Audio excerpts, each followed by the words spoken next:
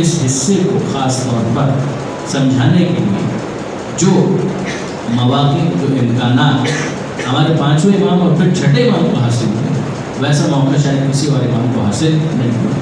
اور اس کا آسان سا طریقہ کار یہ ہے کہ آپ الکافی اٹھا کر دیکھیں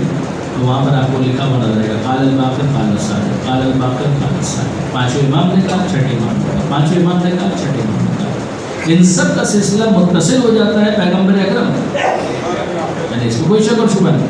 یہ سب کے سب اپنے سلسلے کو متصل کر دیتے ہیں پیغمبر اکرم، اور پیغمبر اکرم اسے متصل کر دیتے ہیں وحی کے ساتھ۔ یہ سلسلہ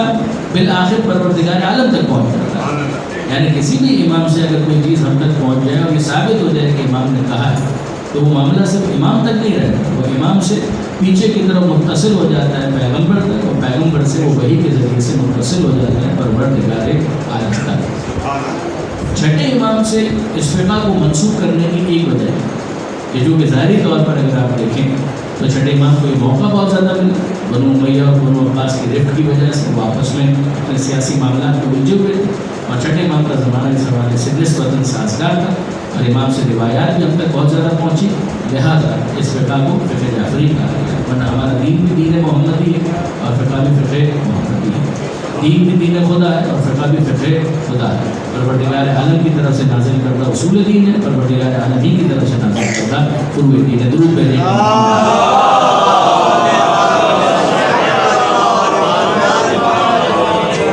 اب ظاہر ہے کہ اس سلسلے میں حدیث ثقلین تو بہت معروف ہے کہ جب پیغمبر اکرم سے بھی ارشاد فرما رہے ہیں کہ میں تمہارے درمیان دو گرا قدر چیزیں چھوڑ کر جا رہا ہوں، تو ایک طرح سے سورسز کا تعارف ہے، ایک اللہ کی کتاب اور دوسرے میری اطرت، میرے کہتا ہے ما ان تمسکتم بہما لن تضلوا بعدی ابدا،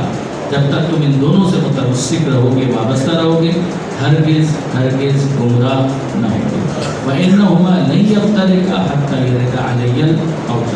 اور یہ دونوں جدا نہیں ہوں گے یہاں تک کہ حوض کوثر پر میرے پاس پہنچ جائے۔ تو اس کے ذریعے سے پیغمبر اکرم نے تعارف کروا دیا کہ بھائی میرے بعد جو دین کے ترجمان ہیں وہ یہ قرآن ہے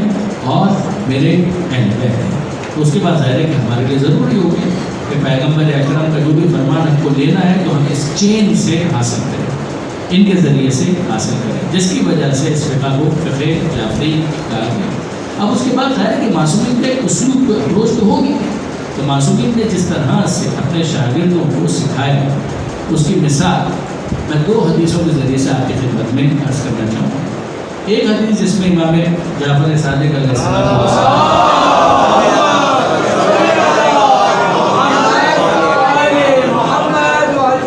ابھی آپ ذہن میں رکھیے گا کہ یہ معاملہ اب اس سے تھوڑا سا بالاتر ہے، ایسے خاص شاگردوں کی تربیت کی بات ہوتی ہے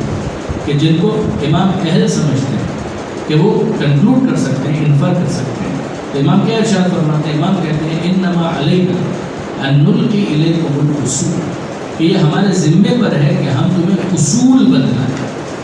ہم تمہیں کچھ بنیادی باتیں اس طرح سے سمجھائیں، وعلیکم ان تفرعوا، اور تمہاری ذمہ داری یہ ہے کہ تم ان سے پھر فروعات نکالتے چلے جاؤ،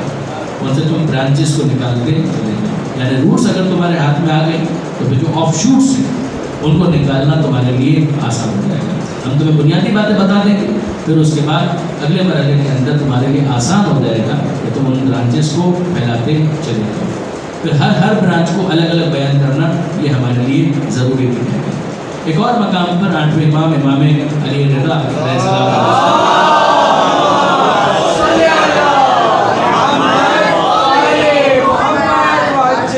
وہ ارشاد فرماتے ہیں علینا القاء الاصول الیکم،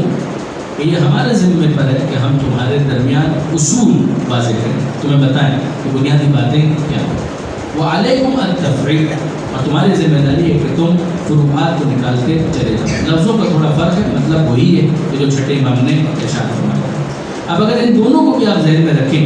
تو مرزا قمی کی جو ڈیفینیشن میں نے آپ کے سامنے گزارش کی تھی اب وہ مکمل ہوتی ہے، یعنی وہاں پر جو بھی تھوڑے دن پہلے اجتہاد کی ڈیفینیشن میں نے آپ کے سامنے بیان کی تھی اس کے اندر اس کو بھی ذرا جوڑیے گا۔ الاجتہاد هو استفراغ الوسع فی تحصیل الحکم الشرعی، اجتہاد نام ہے کس چیز کا؟ استفراغ الوسع، پوری توانائی کو صرف کرنے کا نام۔ یہ بات آئی تھی تھوڑی دیر پہلے کہ مکمل توانائی کو صرف کرنا،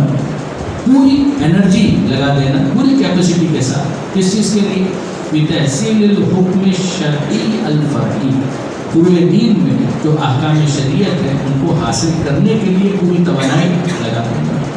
मिन अदिल्लती, उसकी सोर्सेस से, यानी प्रेस्क्रिप्शन वाला मामला नहीं होगा, सोर्सेस से, उन सोर्सेस से उनको हासिल करना। लिमन अरफल अदिल्ला व अहवालहा, ये वो कर सकता है कि जो सोर्सेस को जानता हो और उसके जो दीगर तकाज़े हैं उन डेकोरम को, उस प्रोटोकॉल को वो समझता हो। वकान लहू, और उसके लिए हो कुव्वतुल कुद्सिया, ये लफ्ज़ इस्तेमाल किया तो उसके लिए कुव्वत कुद्सिया भी होनी चाहिए। ये कुव्वत कुद्सिया क्या है? कि वो का सलीका ना हो, यानी ऐसा ना हो कि उसके पास चीज़ों के फहम और समझने का सलीका ही मौजूद ना हो, यानी इतना जहनी सामान उसके पास होना चाहिए कि वो सोबरा प्रोग्राम मुरतब करके नतीजे को हासिल कर सके। वरना चीज़ें तो मौजूद हैं, कंप्यूटर के अंदर भी आप डाल दीजिए, वो शायद पढ़ के भी आपको सुना दें, लेकिन इस तरीके से उसको इन्फर करना कि जिसके नतीजे में यतमक्कनु बिहा अन मुतलक़ रद्द अल-फ़र्अ इला अल-अस्ल,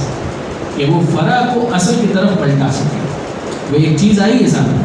मगर एक चीज़ है उसको सॉल्व करने के लिए मासूम ने जो उसूल बयान किए हैं उसकी तरफ इसको कैसे पलटाया जाए,